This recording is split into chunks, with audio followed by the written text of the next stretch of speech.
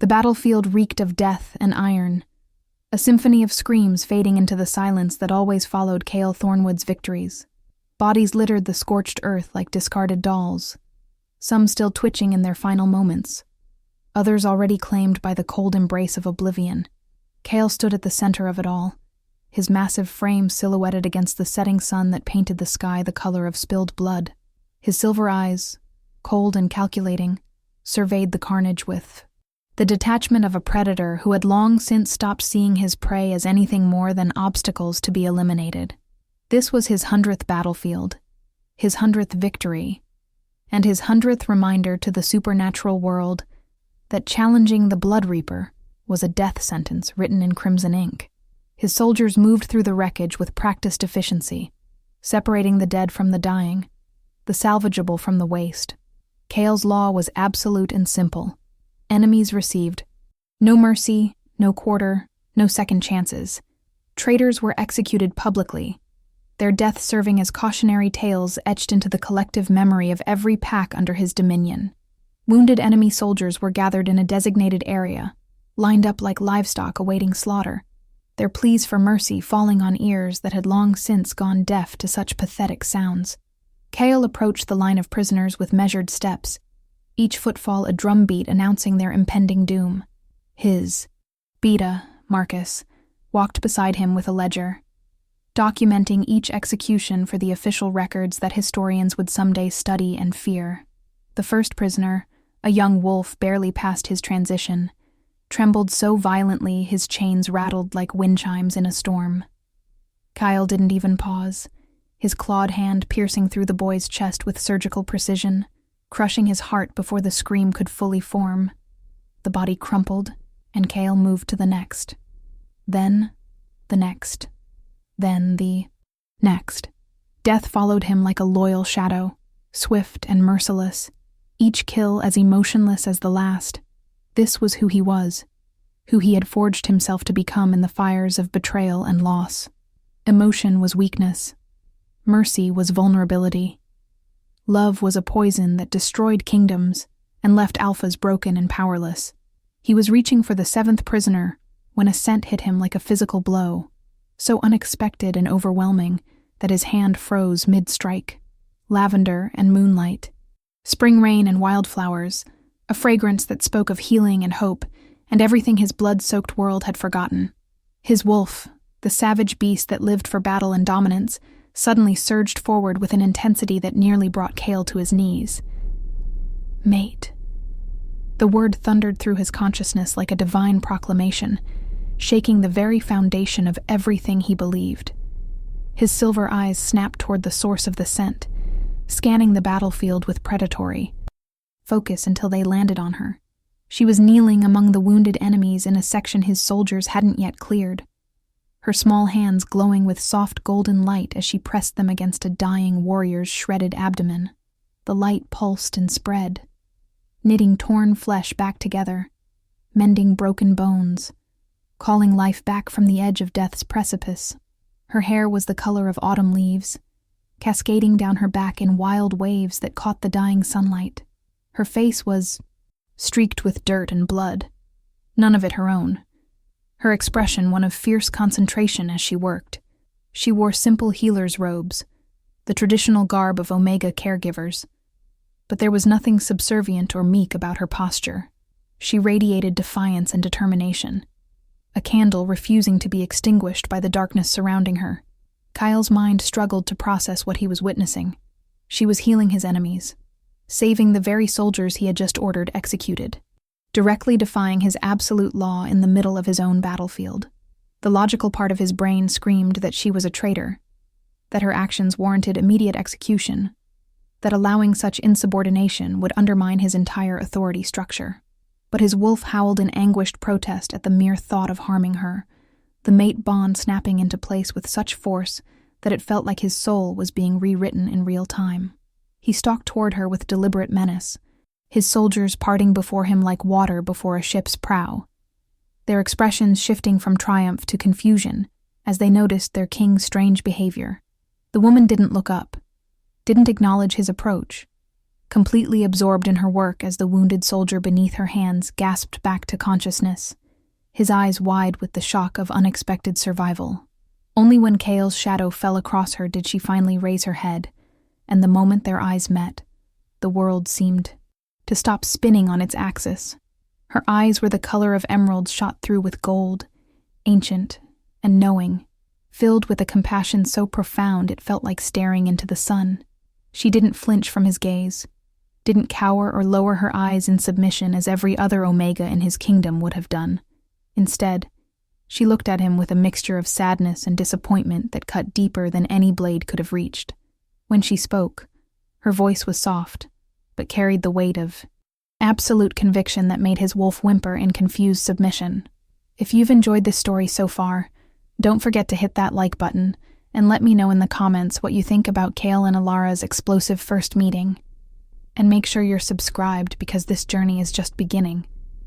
You kill without thought, without mercy, without even seeing the souls you extinguish. These men have families, have children waiting for fathers who will never return, have mates who will feel their bonds sever and know the agony of that loss.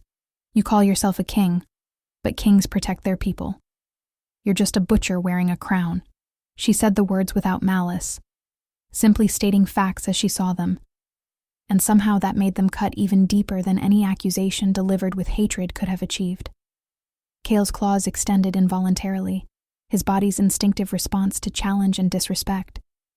But he found himself unable to move, unable to strike, unable to do anything but stare at this impossible woman who dared to judge him so openly. His soldiers tensed, hands moving to weapons, waiting for his order to seize her, to drag her to the execution platform and make an example of her defiance. But the order wouldn't come, couldn't come, because beneath the rage and the outrage and the wounded pride, something else was stirring in the frozen wasteland of his chest, something he had buried so deep he thought it had died decades ago, something that felt dangerously close to shame. "Who are you?" he finally managed to growl, his voice rougher than he intended, his alpha authority undermined by the tremor of confusion that ran through the words. The question hung between them like a drawn blade, sharp and dangerous and waiting to draw blood. She stood slowly, her hands still glowing faintly with residual healing magic, her small frame somehow seeming to take up more space than should have been physically possible. "My name is Alara Moonwhisper, and I am a healer. I serve life, not death. I serve hope, not fear. And I will not stop saving these men simply because a tyrant decrees they should die." Her words were a declaration of war, delivered in the calm tones of absolute certainty. And Kale felt something shift in the fabric of his carefully constructed world. His rational mind screamed at him to end this, to reassert his dominance, to show his soldiers and his enemies that no one, not even his supposed mate, could defy him and live. But his wolf was in complete rebellion, flooding his system with protective instincts and possessive need that made rational thought nearly impossible. The bond between them thrummed with electric intensity, a living thing that demanded acknowledgement, that insisted she was his, and he was hers, and nothing else mattered, except that fundamental truth. "You're healing my enemies," he said, forcing his voice back under control, letting the ice return to his tone even as his wolf raged against it. "That makes you a traitor to the crown. The penalty for treason is death. Execute her." The last words were directed at Marcus, a test to see if his beta would obey, if his authority still held weight, even in the face of this unprecedented situation. Marcus moved forward, his expression troubled but obedient, his hand reaching for Alara's arm. But the moment his fingers made contact, Kale's wolf exploded with such savage fury that he found himself between them in a blur of motion, his hand wrapped around Marcus's wrist in a grip that made bones creak. The beta's eyes widened in shock and pain as Kale's alpha aura slammed into him like a physical force, driving him to his knees. "Don't touch her," Kale snarled, the words escaping before he could stop them, before he could think about what they revealed, before he could maintain the facade of cold indifference. Understanding dawned in Marcus's eyes, quickly followed by concern. My king, is she? He hesitated, clearly struggling with how to phrase the question in front of the gathered soldiers and prisoners who were all now watching this drama unfold with rapt attention. She's coming with me, Kyle cut him off, refusing to confirm or deny what they both knew to be true. If she wants to heal so badly, she can heal in the palace dungeons until I decide what to do with her. Secure the prisoners who haven't been treated. Execute the rest as planned. We're done here.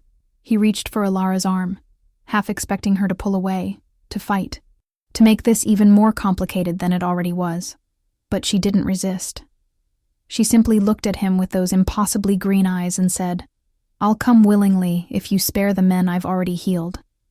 They're no longer a threat. They're wounded and broken. Let them return to their families." It was a negotiation, calm and rational, as if she held any cards worth playing, as if she wasn't a prisoner who should have been begging for her own life rather than bargaining for others.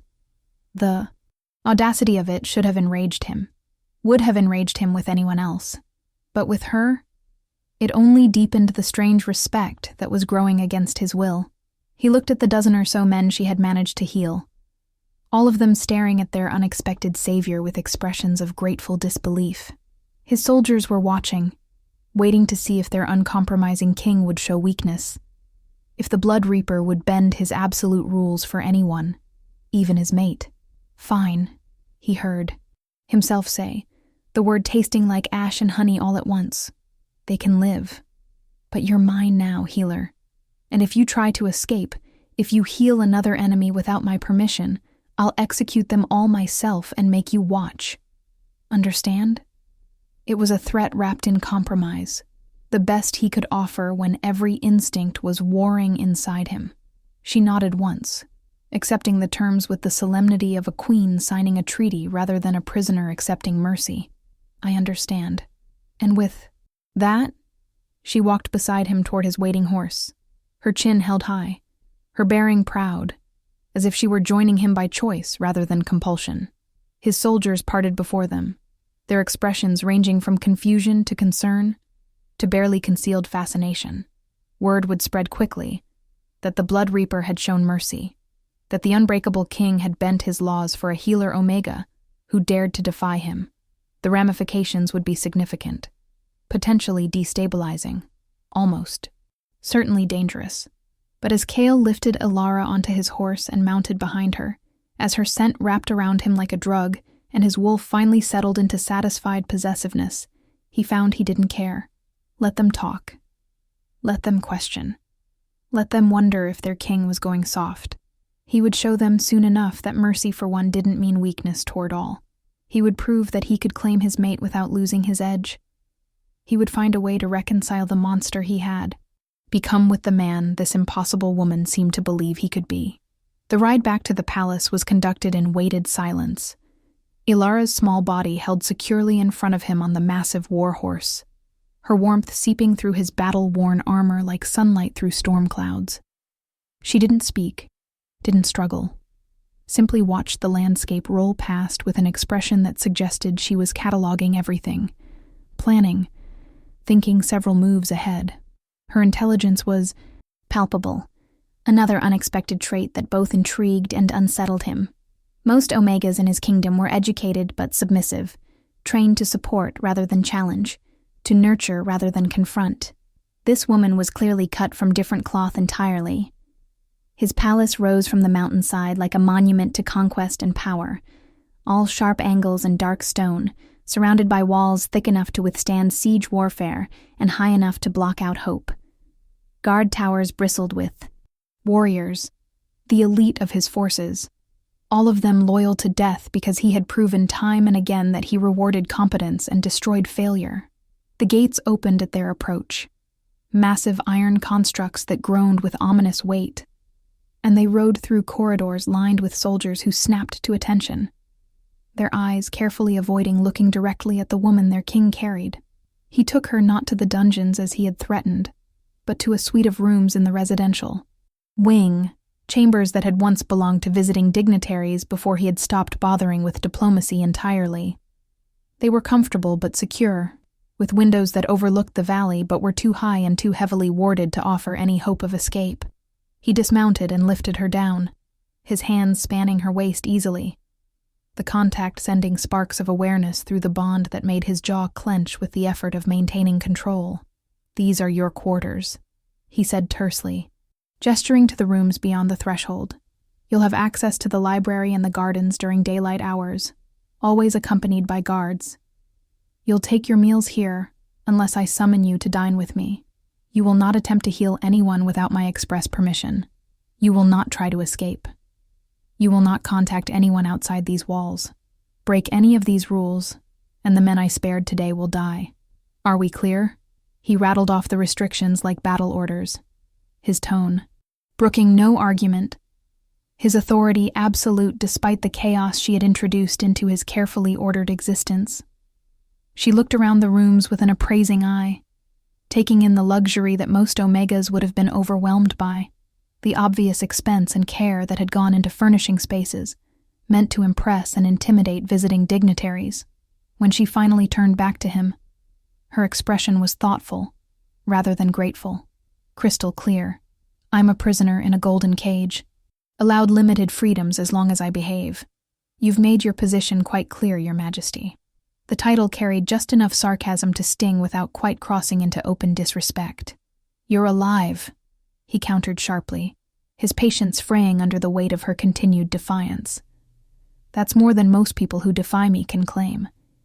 You should be grateful." Even as the words left his mouth, he recognized how hollow they sounded, how much they revealed about the emptiness of ruling, through fear alone.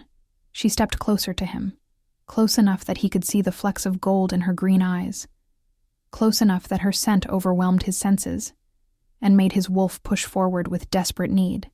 "I'm alive because you can't bring yourself to kill your mate, not because you've suddenly developed a conscience. Don't confuse self-interest with mercy, Cale Thornwood. I know what you are. I've heard the stories, seen the aftermath of your campaigns, treated the survivors who wake screaming from nightmares of the Blood Reaper. You're a monster who happens to be bound to me by fate's cruel joke. But I won't pretend that bond makes you anything other than what you are." The words should have enraged him, should have triggered his alpha dominance, should have made him put her in her place with the force of his will, if not his claws. But instead, they landed like blows against armor he hadn't realized was already cracked, because she was right, about all of it. He was a monster. He had built his kingdom on corpses and terror. And the only reason she was alive was because his wolf refused to let him harm her, because the mate bond had finally found the one chink in his carefully constructed emotional fortress. "If you're waiting for me to deny it, you'll be disappointed," he said quietly, his voice stripped of its usual commanding edge, revealing something raw and honest beneath. "I am exactly what the stories say. I became this because mercy got my family killed, because trust led to betrayal, because the moment I let my guard down, the people I loved were slaughtered. So yes, I'm a monster, but I'm a monster who keeps his people safe, who maintains order, who ensures that what happened to me never happens to anyone under my protection. You see cruelty. I see necessity."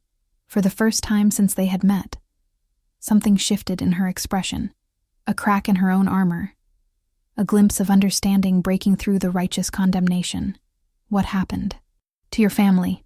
she asked softly, the question carrying genuine curiosity rather than manipulation or pity. He turned away from her, unable to maintain eye contact while discussing the wounds that had never healed, the scars that had shaped him into the king he had become. "My father betrayed us. He was my predecessor, the Alpha King before me. He made a deal with a rival pack, promised them territory and resources in exchange for their support in extending his reign indefinitely. But the rivals wanted more than land. They wanted total control. So my father, in his infinite wisdom and cowardice, agreed to eliminate anyone in the royal line who might challenge their puppet regime. That included my mother, my 2 younger sisters, and me. I was 16 when I came home to find them butchered. My father had done it himself to prove his loyalty to his new masters. The silence that followed his confession was heavy and thick, filled with the weight of old grief and older rage. He could feel Alara's eyes on his back, could sense her processing this information, recalibrating her understanding of him in light of this revelation. When she finally spoke, her voice carried a gentleness that felt like balm on wounds he had thought long since cauterized. "So you killed him." It wasn't a question, but a statement of obvious fact. "Eventually," he confirmed, his voice hollow with the memory. "First, I killed his new allies, every last one of them. Hunted them through 3 territories and made sure they died slowly. Then I came for him. He begged for mercy at the end, claimed he had only done what was necessary to protect the kingdom, that I would understand when I was older and wiser. I understood plenty. I understood that mercy gets you killed. That trust is a weapon people use against you. That the only way to be truly safe is to be so feared that no one dares move against you. So I built this kingdom on those principles, and it's worked. No one has successfully betrayed me since. No one has managed to kill me. No one even tries anymore because they know it's suicide. And you've been alone ever since," she said quietly. Another statement rather than a question. This one cutting deeper than any accusation of cruelty could have managed.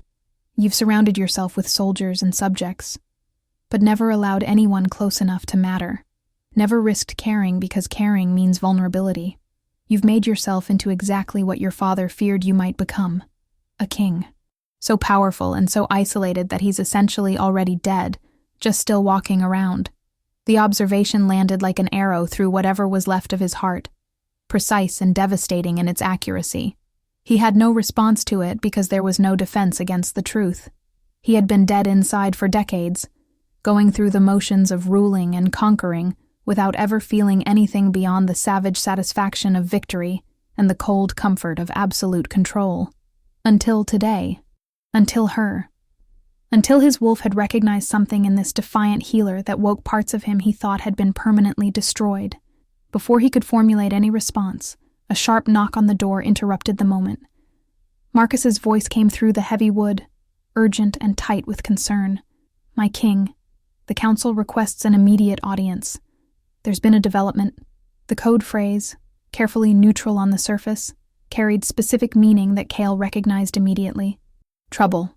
Significant trouble that couldn't wait for scheduled meetings. He moved to the door, pausing with his hand on the handle to look back at Alara one more time. "We'll continue this conversation later. Don't even think about trying anything foolish while I'm gone. The guards outside have orders to restrain you if necessary, though I would prefer not to have you bound like a common criminal." With that inadequate farewell, he stepped out and secured the door behind him, hearing the locks engage with heavy finality.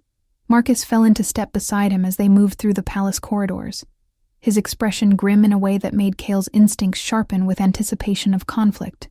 "What happened?" he demanded without preamble, his mind already running through various scenarios and calculating appropriate responses.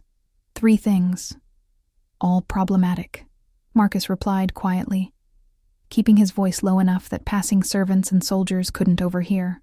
"First, news of your decision to spare the enemy soldiers has spread faster than anticipated. There's already grumbling among the hardliners on the council that you're showing weakness, that the Blood Reaper is going soft. Second, we've confirmed that Chancellor Hrothgar has been secretly meeting with representatives from the Crimson Fang Pack, the same pack your father allied with before his betrayal. And third, the healer you brought back. We've identified her. She's not just any Omega. She's Alara Moonwhisper, last surviving heir of the Moonwhisper line. They were the most powerful healing family in the realm before they were wiped out during the Purge Wars. If she's truly who we think she is, her existence changes everything." Cale processed this information rapidly, his strategic mind immediately grasping the implications. The council's concerns were predictable and manageable, mere political posturing that he could handle with a combination of reassurance and intimidation. Hrothgar's potential. Treachery was more serious, but not surprising. The Chancellor had always been ambitious and not quite clever enough to hide it properly. But Alara's lineage was the real revelation, the piece of information that recontextualized everything about their encounter. The Moonwhisper line was legendary, their healing abilities bordering on miraculous. their bloodline carrying power that went far beyond simple medical magic.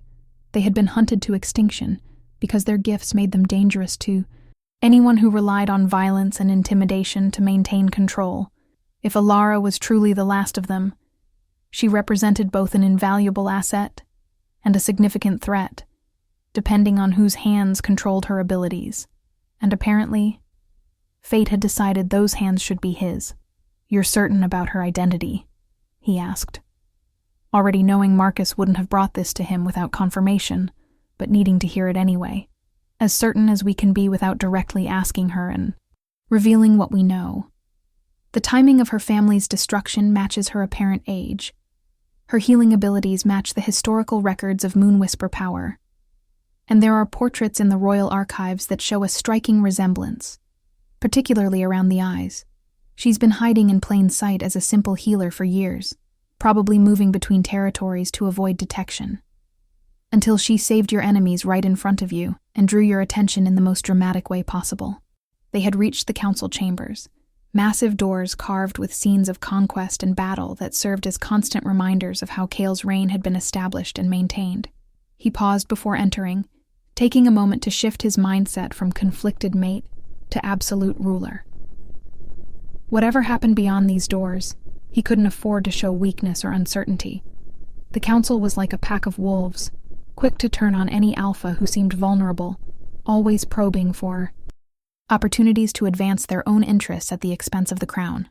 "Let's deal with this," he said, his voice returning to its usual commanding coldness.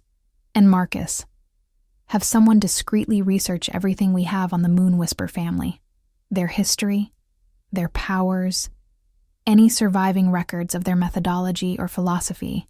I want to understand exactly what I'm dealing with." His beta nodded and moved to carry out the order as Kale pushed through the doors into the council chambers. "Thank you so much for staying with this story. If you're loving the political intrigue and the growing tension between Kale and Alara, make sure you hit that subscribe button so you don't miss what happens next. Drop a comment telling me who your favorite character is so far." The council chamber was designed to intimidate, with high ceilings that made voices echo and amplified any sense of isolation, with a throne positioned at the head of a long table to ensure physical dominance over the assembled advisors, with windows positioned to backlight the king and leave the council members' faces in relative shadow. Kale had inherited this room from his father and kept it exactly as it was, a constant reminder of the treachery that had forged him and the vigilance required to prevent history from repeating itself. 7 council members occupied their designated seats, each representing different aspects of governance and different power bases within the kingdom. Chancellor Hrothgar sat at the opposite end of the table from the throne, his position as chief administrator giving him authority over day-to-day operations, even as it placed him physically distant from the king's immediate reach. Commander Blackthorn, head of the military forces, sat to Kale's immediate right, her scarred face and missing eye testament to decades of brutal combat.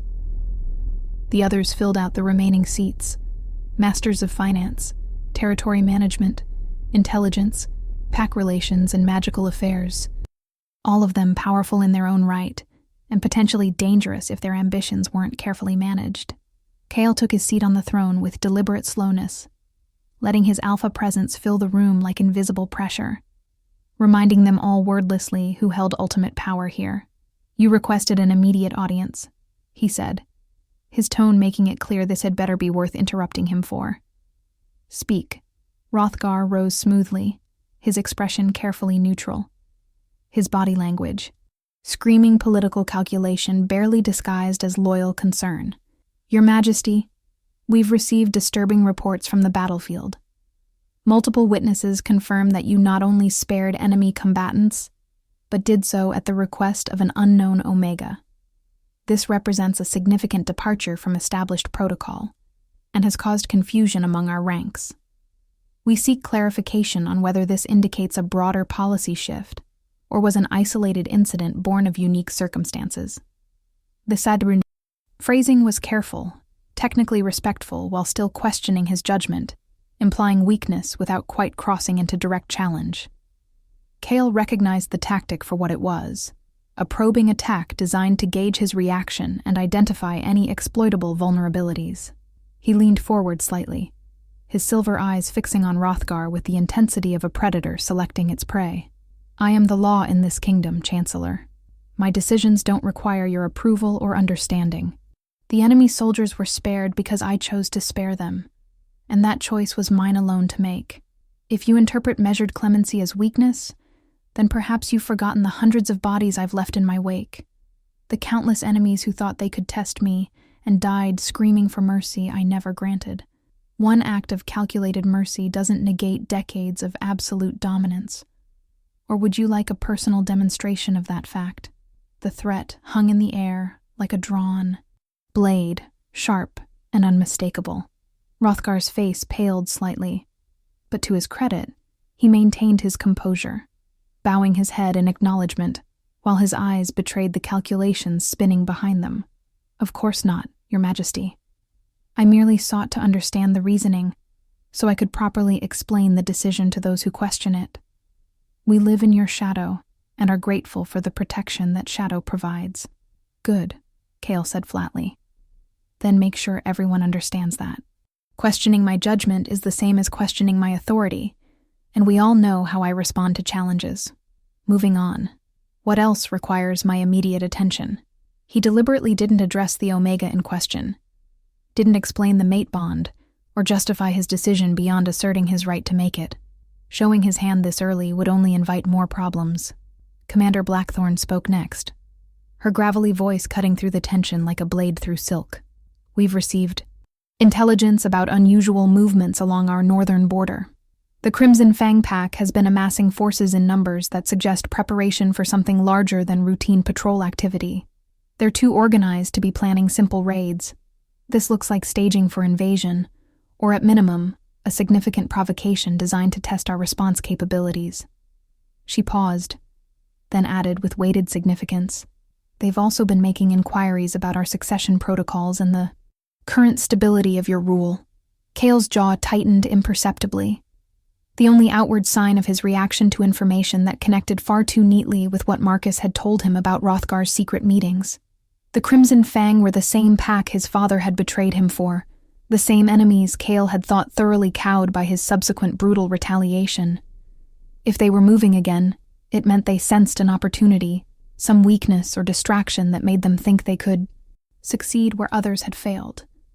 And if Hrothgar was feeding them information, if there was a conspiracy brewing within his own council, then Alara's unexpected arrival had come at either the worst possible time or the most fortuitous one, depending on how events unfolded. "Increase patrols along the northern sector," he ordered decisively. "I want eyes on every movement they make. If they cross our border without permission, you have authorization to respond with extreme prejudice. No warnings. No negotiations. Immediate and overwhelming force. Let them know that testing us is the last mistake they'll ever make." He paused, then added with calculated precision, "Also, I want a full audit of all communications between this council and external parties. Anyone with connections to the Crimson Fang should be identified and their activities scrutinized. We root out any potential security risks before they become actual problems." He watched Hrothgar carefully as he delivered that last order, searching for any telltale signs of panic or concern. The Chancellor's face remained admirably neutral, but there was a slight tensing around his eyes, a barely perceptible shift in his posture that spoke volumes to someone trained to read such signals. Guilty. Definitely guilty. The only question was how deep the betrayal ran, and how many others were involved. The meeting continued for another hour, covering routine administrative matters and strategic planning that required his approval or input. Chaol handled it all with his usual efficiency, his mind operating on multiple levels simultaneously, addressing immediate concerns, while also calculating longer-term strategies and contingencies. But beneath all the political and military considerations, his thoughts kept circling back to Alara, to the way she had looked at him with judgment and compassion in equal measure, to the bond thrumming between them like a living thing demanding acknowledgement. When the council finally dismissed, Chaol remained seated, gesturing for Marcus and Blackthorn to stay behind while the others filed out. Hrothgar lingered near the door, clearly hoping for a private word, but Chaol deliberately ignored him until the Chancellor had no choice but to leave or make his interest too obvious. Once they were alone, Chaol allowed his formal mask to slip slightly, exhaustion showing through the cracks. Hrothgar is definitely involved with the Crimson Fang, he stated without preamble. I could see it in his reaction to the audit order. The question is whether he's the only traitor or if there are others. Marcus, I want surveillance on him starting immediately. Track his movements, monitor his communications, identify anyone he meets with privately. But do it subtly. I want him to think he's safe until we've mapped his entire network. Once we know everyone involved, we'll move against them all at once. Commander Blackthorn nodded grimly, her single eye gleaming with anticipation. And the Crimson Fang themselves. Do we wait for them to make the first move, or do we hit them preemptively? We wait, Chaol decided after a moment's consideration. If we strike first without clear provocation, it plays into whatever narrative they're building about my rule becoming unstable or tyrannical. Better to let them commit themselves fully, document their aggression thoroughly, and then crush them so completely that the lesson reverberates across every pack in the realm. Besides, if Hrothgar is feeding them information, I want to control what information he can access. We'll feed him false intelligence about our defensive weaknesses and troop movements. When the Crimson Fang attacks based on that intelligence, they'll walk straight into a trap. It's a solid strategy, Blackthorn agreed. But it requires perfect timing and absolute secrecy.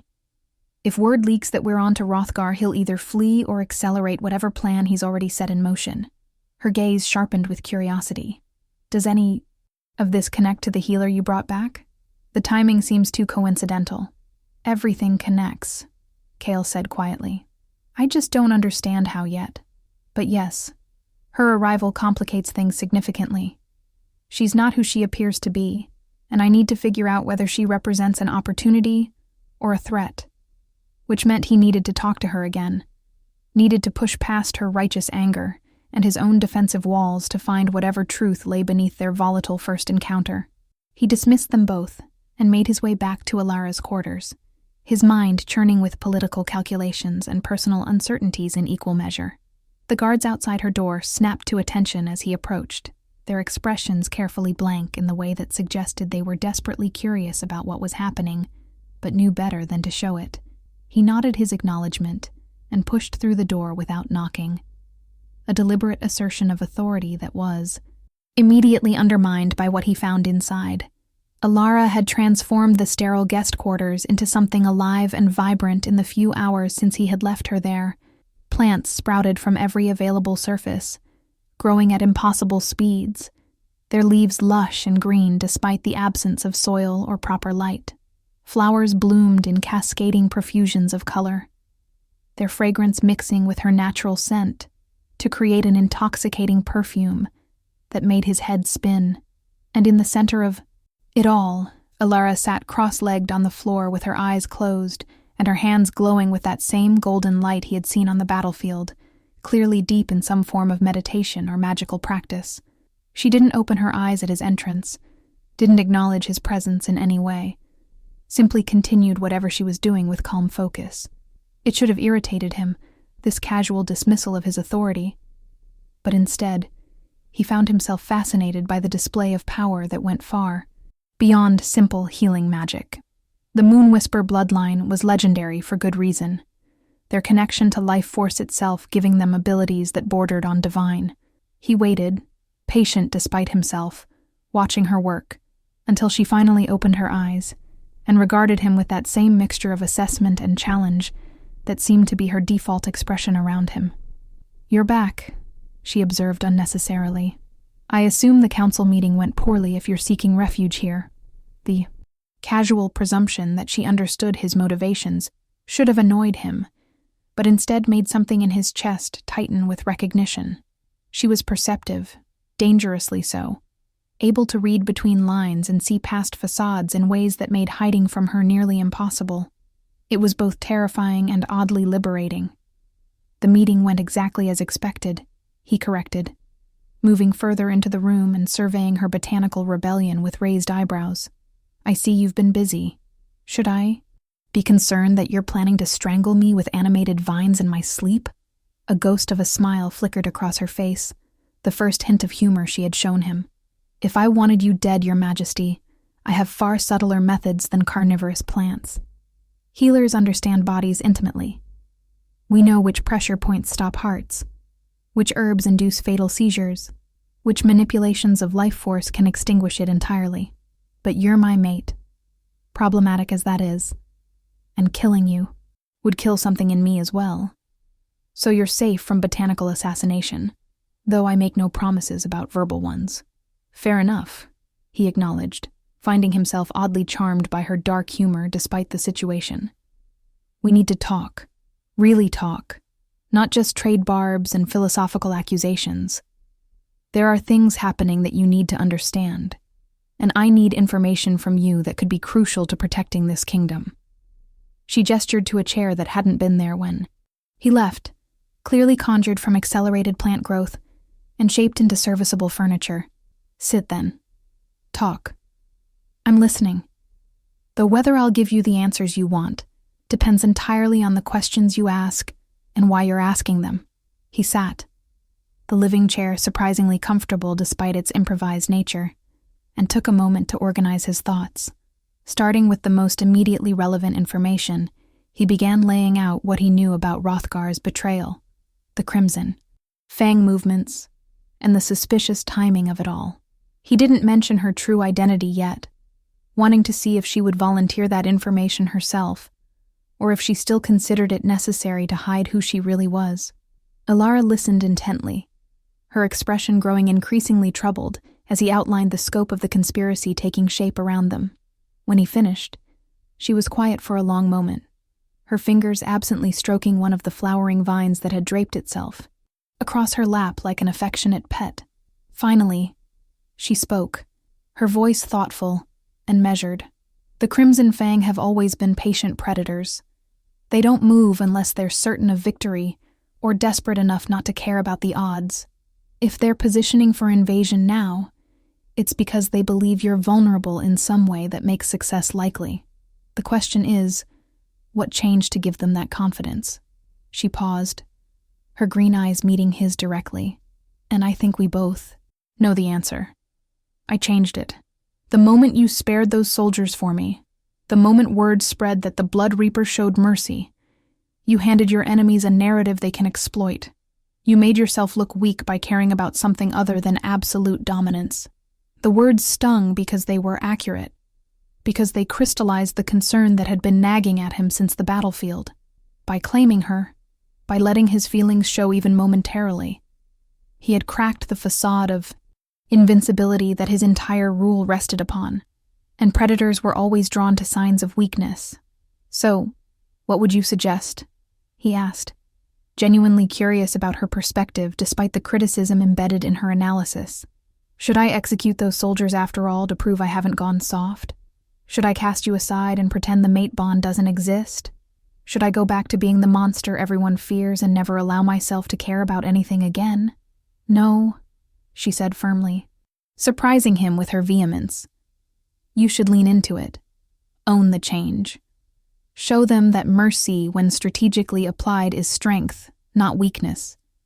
Demonstrate that you're confident enough in your power that you don't need to rule through terror alone. Turn their narrative against them by proving that evolution isn't vulnerability. Her expression softened slightly. And you should let me help you. I'm a healer, yes, but I'm also the last of the Moonwhisper line, though I see from your lack of surprise that you've already figured that out.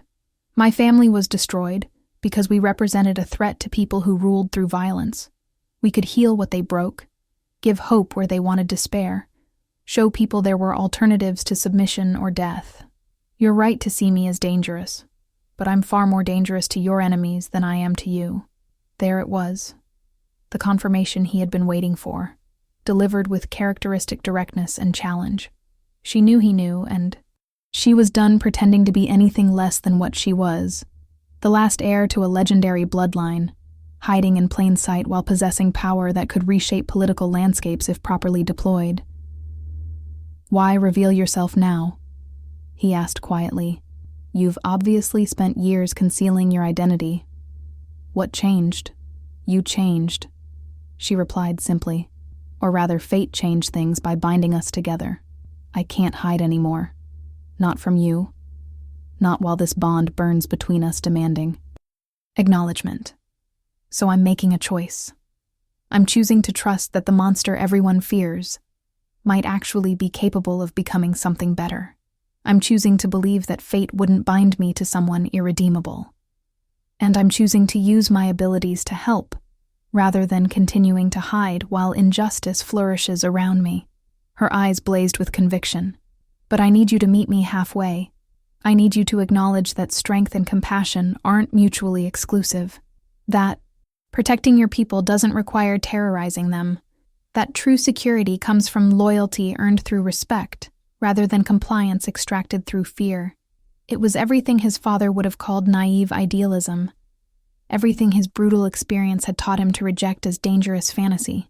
But hearing her say it, seeing the absolute certainty in her expression, feeling the mate bond resonate with the truth of her words, made something shift in his carefully constructed worldview. Maybe she was right. Maybe the very existence of their bond, despite all logic and likelihood, suggested that redemption was possible even for someone as far gone as he had become. Before he could formulate a response, a sharp knock interrupted them again. Marcus's voice came through urgently. My king, we have a situation. The Crimson Fang has crossed our border in force. Commander Blackthorn estimates 500 warriors, moving fast toward the capital. This is a full invasion. Kale was on his feet instantly, his strategic mind immediately shifting into combat mode, calculating response times and defensive positions and optimal countermeasures. But before he moved toward the door, he turned back to Alara, making a decision that went against every instinct his past had bred into him. Come with me, he said, extending his hand toward her. If you meant what you said about helping, about using your abilities to make a difference, then prove it. Stand beside me in this battle. Show me that compassion and strategy can coexist. But be warned, what you see today will likely be brutal and bloody, and I can't promise to be the man you want me to become in the middle of combat. War brings out the monster. Always has. She stood gracefully, the plants around her seeming to lean toward her in reluctant farewell as she moved away from them. She took his offered hand without hesitation, her small fingers wrapping around his with surprising strength. Then, I'll be there to remind you there's more to you than the monster, she said firmly. And maybe together we'll figure out how to win this fight without adding hundreds more bodies to your conscience. Let's go save your kingdom, Blood Reaper. And maybe in the process, we'll save you too. They moved through the palace corridors at a near run, Marcus falling in beside them and providing rapid updates as they went. The Crimson Fang had apparently used intelligence about supposed weak points in the northern defenses to stage a lightning assault, overwhelming the border outposts through sheer numbers before the defenders could sound proper alarms.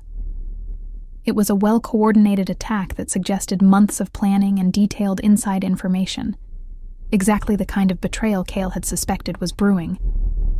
Commander Blackthorn met them in the war room, a vast chamber dominated by a massive table bearing a detailed map of the kingdom and surrounding territories.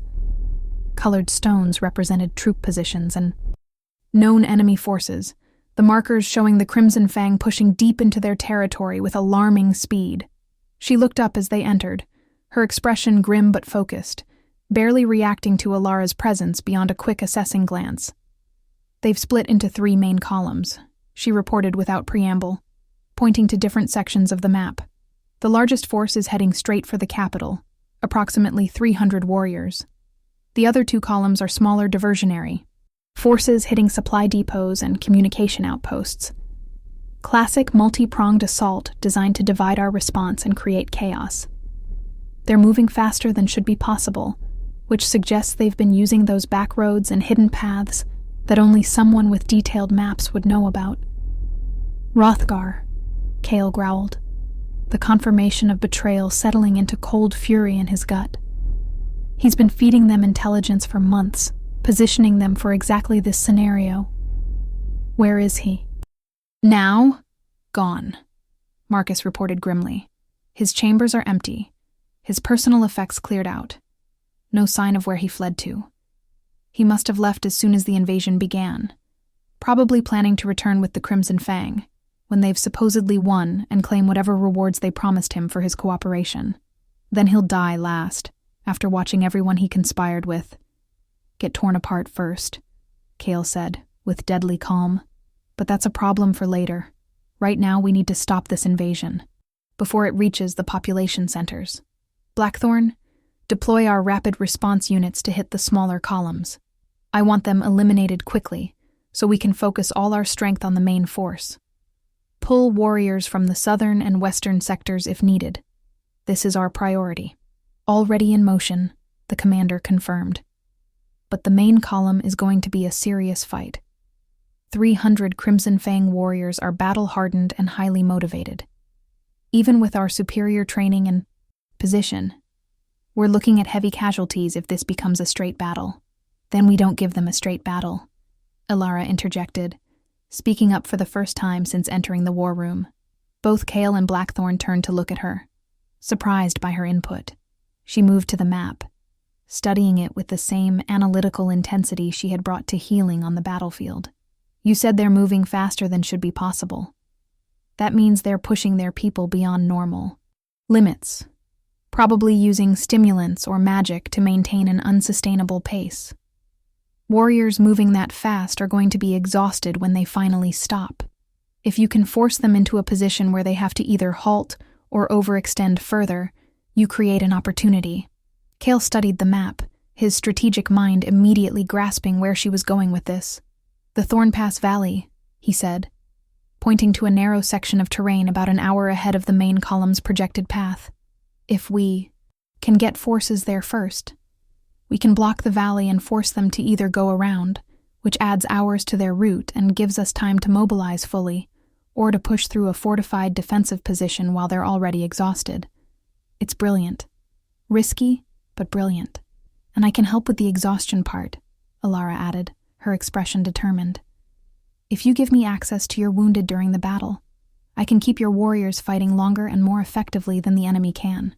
Maintain their numbers. Healing isn't just about saving lives after battles are over. Used strategically during combat, it becomes a force multiplier that lets smaller numbers overcome larger forces through superior endurance. Blackthorn looked between them, something like approval showing in her scarred features. That could work, but it requires perfect timing and complete trust. You'd need to position yourself dangerously close to the front lines, Your Majesty.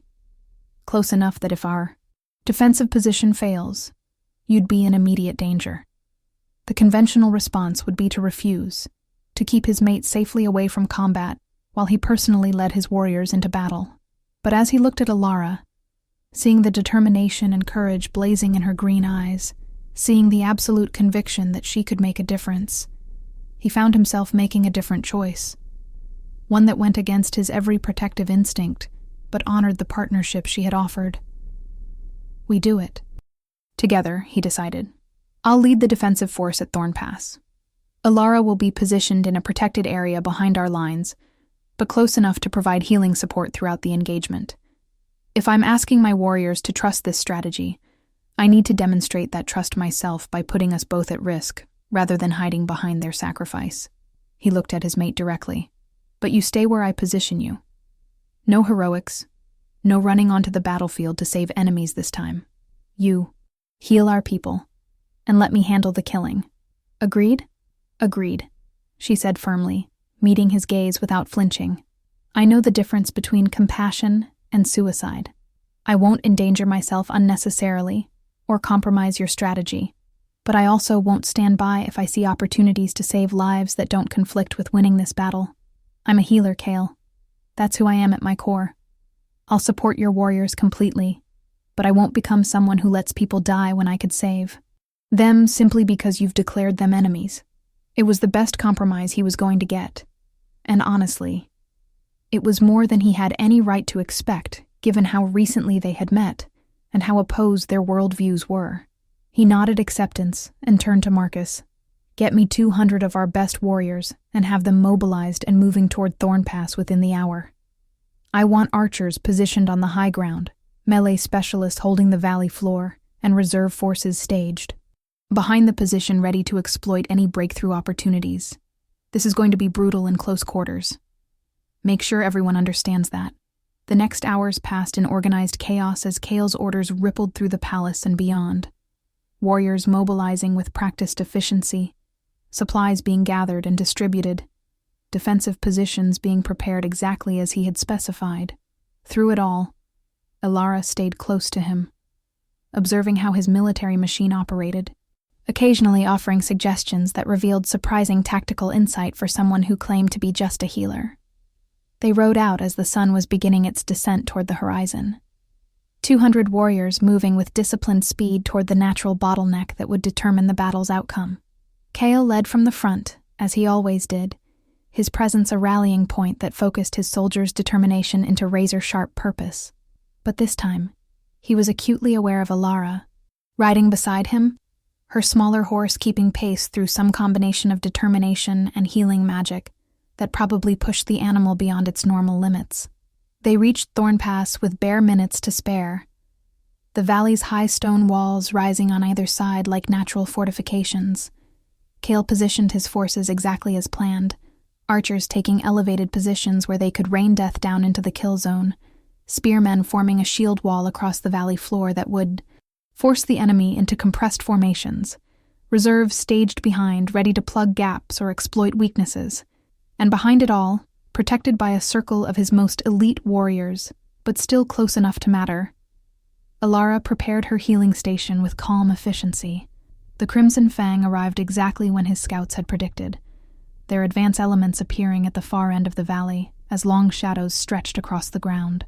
Kyle could see the exhaustion in their movements, even from a distance, could read the desperation in how they pushed forward despite clear signs they should stop and regroup. They had committed fully to this attack, and pride or orders or promises of victory wouldn't let them turn back now even when tactical wisdom screamed that they should. Their leader, a massive warrior bearing the distinctive red and black markings of the Crimson Fang's Alpha, called for a halt just outside arrow range. He was smart enough to recognize the trap, experienced enough to see the kill zone Kale had created, but trapped by circumstances that gave him no good options.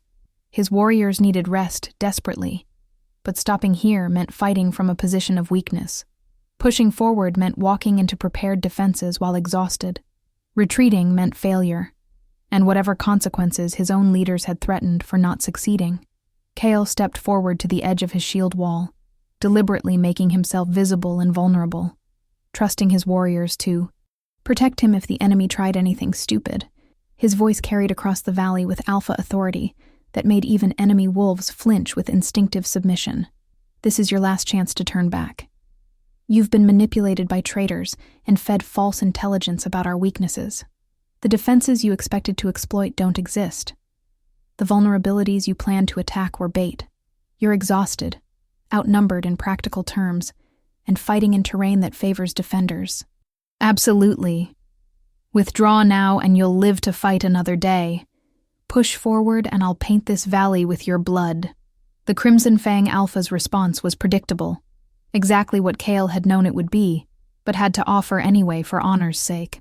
We didn't come all this way to turn back at the first sign of resistance, Thornwood. Your reign of terror ends today. The Crimson Fang will bring justice to a kingdom that suffered too long under a tyrant's rule. His warriors roared approval, the sound echoing off the valley walls, psyching themselves up for the battle they all knew was coming. Then come die. Kyle replied coldly. I'll make sure your bodies are sent back to your families so they understand the cost of listening to traitors and false promises. He raised his hand, the signal his archers were waiting for, and hell descended into the valley. Arrows darkened the sky, falling like deadly rain into the compressed Crimson Fang formations that had no choice but to advance.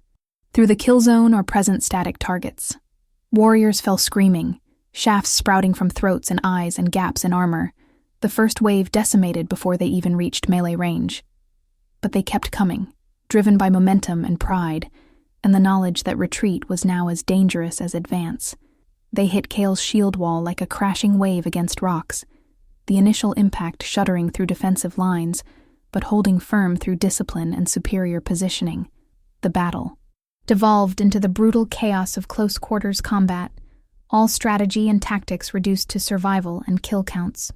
Cale fought at the center of his line, his claws and fangs tearing through enemies with practiced efficiency, his alpha strength allowing him to carve through opponents who stood no chance against him individually. This was what he had been forged into, a perfect weapon, a killing machine that ended lives without hesitation or remorse. The Blood Reaper in his element, baptized in the arterial spray of his enemies. But even as he fought, even as his wolf reveled in the violence and dominance, part of his awareness remained focused on Alara behind the lines. He could feel her through the mate bond, could sense her working frantically to heal wounded warriors who were quickly returned to combat, turning injuries that should have been battle-ending into temporary setbacks. Her presence was like a lighthouse in the darkness, a constant reminder that this battle wasn't just about killing efficiently, but about protecting what mattered. The Crimson Fang fought with desperate courage, their exhaustion partially overcome by adrenaline and the knowledge they had no retreat. They pushed hard against several points in Cale's line, threatening to break through in places, forcing him to constantly shift position to shore up weak points. But Alara's healing support made the crucial difference, keeping his warriors in the fight when they should have fallen, allowing damaged shield walls to reform, turning what should have been a close battle into a grinding war of attrition that the Crimson Fang couldn't win. The turning point came when Cale found himself face to face with the Crimson Fang Alpha, the two most powerful warriors on their respective sides, meeting in the middle of the carnage.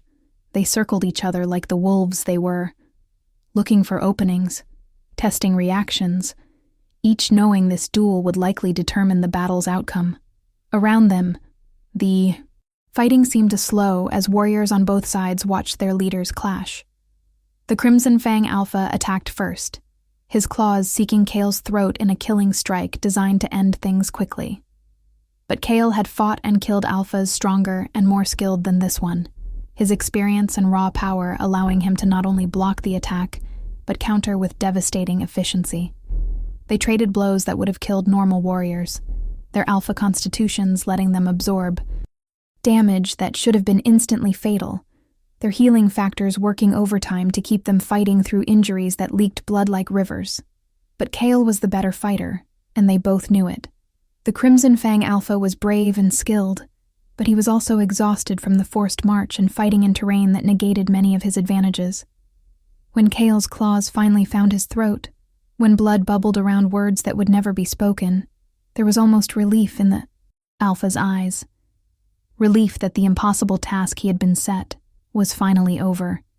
Even if it had ended in death rather than victory, Cale let the body fall, raising his bloody hands above his head in a gesture of dominance that made every Crimson Fang warrior feel their alpha's death through their pack bonds. "Yield," he roared, his voice carrying across the battlefield with supernatural force. "Your leader is dead. Your invasion has failed. Yield now, and you'll be treated as prisoners of war. Keep fighting, and I'll kill every last one of you. Your choice." The resistance crumbled instantly, weapons falling from hands as exhausted warriors collapsed to their knees in surrender. The battle was over, won at lower cost than Cale had dared hope because of Alara's healing support, keeping his forces at full strength throughout. He stood there among the dead and dying, covered in blood both his own and others. The familiar post-battle clarity washing over him as adrenaline faded and rational thought returned. His first instinct was to order the prisoners executed, to send a message so clear and brutal that no one would dare attack his kingdom again for decades. It was what the Blood Reaper would have done, what his reputation demanded, what cold strategic calculation suggested was the safest course. But then he felt Alara's presence behind him, felt her hand on his arm, felt the mate bond pulling at him with desperate hope that he might choose differently. He turned to look at her, seeing the exhaustion etched into her features from hours of intense healing work, seeing the hope and fear warring in her green eyes as she waited to see which version of him would emerge victorious from this battle. And in that moment, standing at the crossroads between the monster he had been and the man she believed he could become, Cale Thornwood made a choice that terrified him more than any battlefield ever had. "Take them prisoner," he ordered, his voice carrying to his warriors with alpha, authority that allowed no argument. "Treat their wounds, feed them, house them securely. They fought with courage even knowing they faced defeat. That deserves recognition, not execution. We'll hold them until the Crimson Fang leadership comes to negotiate their return, and when those negotiations happen, we'll address the betrayal that led to this unnecessary bloodshed and ensure it never happens again." The shock rippled through both sets of warriors, friend and foe alike stunned by this unprecedented mercy from the king who had never shown any before. But Cale was done explaining himself, done justifying decisions to people who would never understand the internal war he was fighting. He had made his choice, and would live with whatever consequences it brought. Ilara's smile, tired and beautiful, and full of something that looked dangerously close to pride, made those consequences feel worth it. "You did the right thing," she said quietly, her hand squeezing his arm gently. "The strong thing, the brave thing. I know how much that cost you. Everything," he admitted just as quietly, the confession escaping before he could stop it. "It cost me everything I built, every protection I constructed, every wall I erected to keep from being vulnerable again. You're going to be the death of me, healer. But somehow, standing here covered in blood while choosing mercy, I find I don't entirely mind that fate."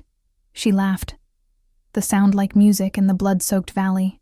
"Then I suppose we're both doomed together. Come on, Blood Reaper. We have a kingdom to rebuild, traitors to hunt, and apparently a new reputation to forge from the ashes of the old one. This should be interesting."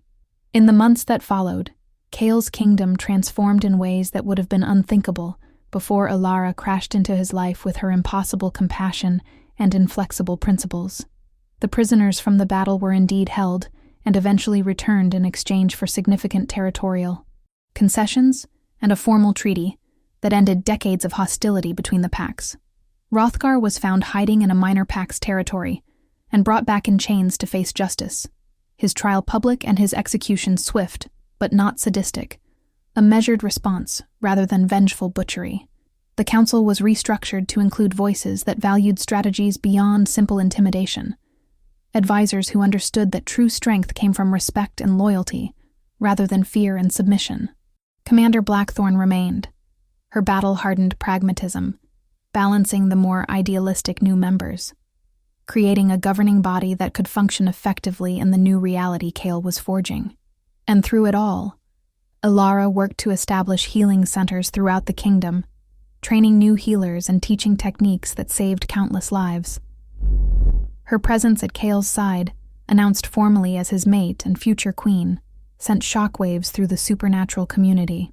The Blood Reaper had not only found his mate, but had allowed her to fundamentally change him, a transformation that many viewed as either inspiring evidence that redemption was always possible, or concerning weakness that might invite future challenges.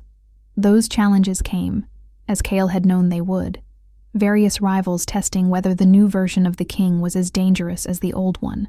They learned quickly and painfully that mercy and compassion didn't mean weakness, that Cale could still be absolutely devastating to actual threats, while showing measured clemency to those who simply made mistakes or were manipulated by others. He walked a razor's edge between the monster he had been and the better man Ilara inspired him to become, sometimes succeeding in finding balance and sometimes sliding back into old patterns before she pulled him forward again.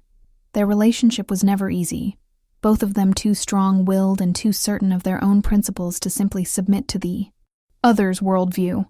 They argued frequently, sometimes bitterly, about where to draw lines and how to handle specific situations. But beneath the arguments and the disagreements, the mate bond grew stronger, transforming from a source of conflict into the foundation of genuine partnership.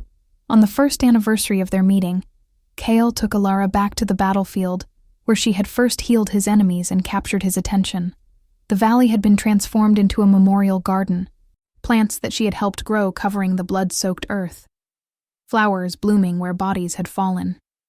It was fitting, he thought, this physical representation of how life could reclaim even the darkest places. how hope could take root in soil watered by tears and blood.